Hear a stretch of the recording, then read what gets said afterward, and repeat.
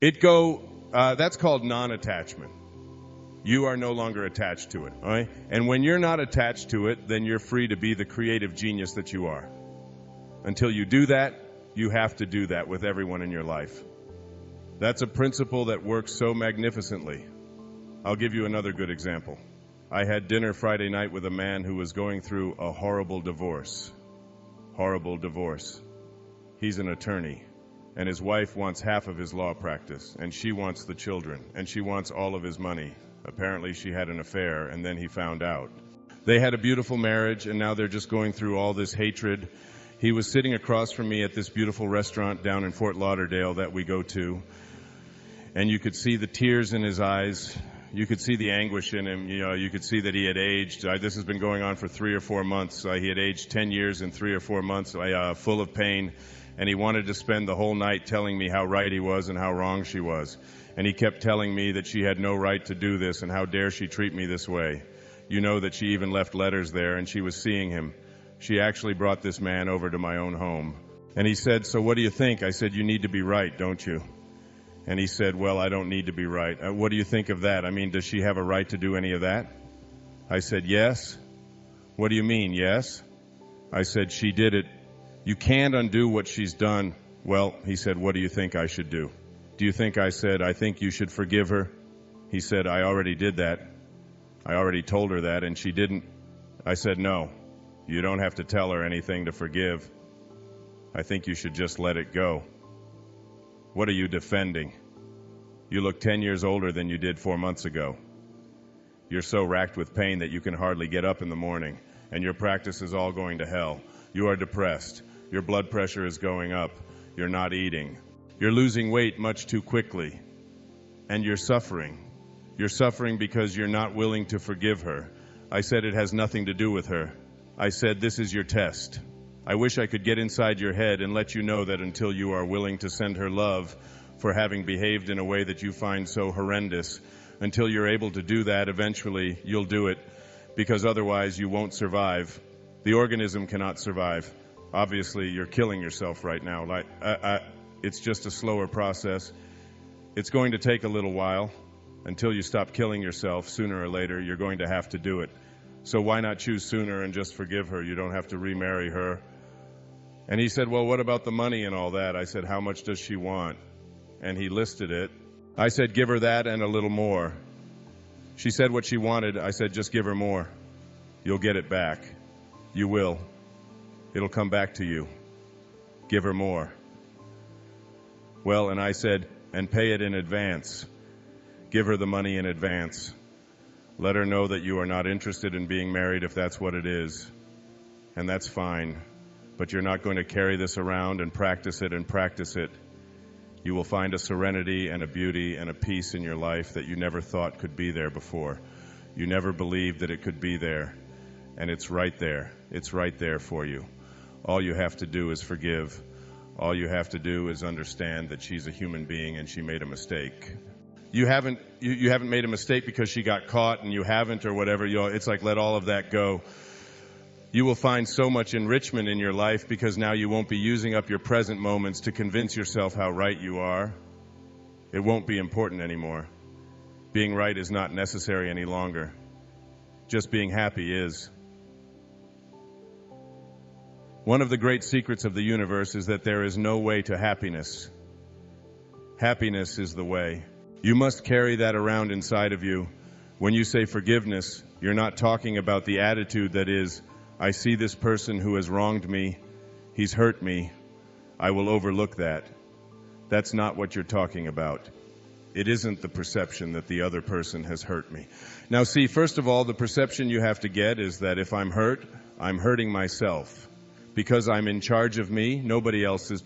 My hurts are coming from my telling myself that she had no right to do this, or shouldn't have done it, or was wrong in doing it. And in fact, that's meaningless because the world is the way it is, independent of your opinion about it. Right? And everything that's happened has happened and can't be unhappened just because you wish it were so.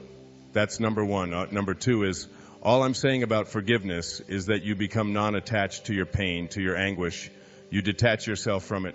You say, "That isn't mine," because you won't be at peace until you do it. You carry it around, and every bit of it that you carry around will destroy you a little bit more, and it'll just take time off of your life.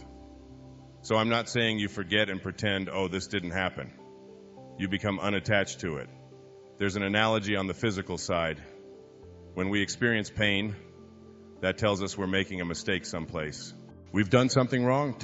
On the emotional side, emotional pain is also sending us a signal, just telling us we're making a mistake, we're doing something wrong. If you're experiencing some uncomfortable feeling, notice it's trying to teach you something. There's an adjustment that needs to be made. What is it? Not to look at the problem, but to see in it what the lesson is, and to not be attached to wanting to be right. Rather, feel the peace that needing to be right is a big one, isn't it? We get so consumed with that in our lives. I know people who just go to great lengths to prove how right they are. They'll even die. It happened at O'Hare Airport not too long ago. When I was running out at the airport, and in the parking lot, they had only 2 exit gates to let all the cars out. And one of them didn't have an employee, so there was only one gate. Now, many of the people had been waiting as long as an hour and a half to get out of the lot. An hour and a half, 90 minutes, all right, and the computer that controls this arm wasn't working. And so they were just letting people sit there and sit there. Now, they could move it up manually by hand. Many of these people had flown to Chicago and were here for business of one kind or another, and they couldn't get out. Their frustration level was getting higher and higher. So finally, a group of them came over, and they started getting out of the cars and walking up to find out what was going on after 90 minutes of this. And they said, look, we're just going to lift the arm. You're going to have to forget about the computer and all of your reasons for keeping us victimized. And if you want us to pay, pay. But tell us what it is. We're going to get out of here. And the guard in there said, no, you can't do that because then our records will be off. The records became more important than all these people that they were supposed to be serving there. When they started to lift the gate and a car went through, the guy jumped in front of the car. He was willing to die to be right, even though his rightness was abusing all of these people. I mean, the system is designed to serve people, not to abuse them. Even though it was doing that, he would rather see them abused. It was so important for him to be right that he would have died in the process if he had to. You talked about the emotional pain and so on. I went through some real tough emotional problems going through a divorce in my life, and then relationship with my wife and all of that. And I was getting signals. As you mentioned, the signals were that I was destroying myself, that it was very painful and difficult. You know, I continued to be victimized and right all the time. And you're right. You have to learn how to see the blessing or the gift of the opportunity in these things that are occurring in your life. You must be able to see that and to say, what can I get out of this? And to understand that you have the ability to think what you want to about the things that are going on in your life. You don't have to think in, oh yeah, I'll show you terms, or I'm going to be right and I'm going to beat you down no matter what, or you had no right to treat me that way, or whatever. You don't have to think that way. You have many other options. If someone says something to you that is nasty, one option is to get angry and upset. Another is to ignore it or to say, that's just their opinion, or that's just where they are right now. This is just called a process of enlightenment. That's what it is. It's just becoming enlightened. Because enlightenment is really becoming unattached. The process of forgiving, imaging yourself the way you want to, until it becomes a habit. You see, healthy thinking is a habit, just like neurotic thinking is a habit. It's just a habit you've been practicing for a long, long time. After you start practicing the kind of behaviors that I'm talking about here today, they become natural after a while, very much like they're not taking a cigarette. And they're not taking the caffeine and watching the amount of sugar that goes into your system. And nutrition and vitamins and running and exercising and all of the things that we know are good for us, they become habitual when we do them enough and practice them enough. They just become a way of life until you get to the point where they own you, because that's what you are. Okay, when I say it owns you, that means that you are being it. The same thing applies to changing a bad habit to a good habit. People think, well, it's not going to last. That's easy. That sounds nice, and I will forgive everybody and all that. But it won't. When I see things that used to upset me, I wonder how I ever got upset at those things any longer. I wonder that I heard people arguing this morning. I was staying at the hotel, and I heard the screaming and hollering going down below the hotel. And this hate being hurled back and forth over, I think it was, a scratch in the door of a car. And they were ready to shoot each other, and they were ready to kill each other, and the horrible things they were saying to each other.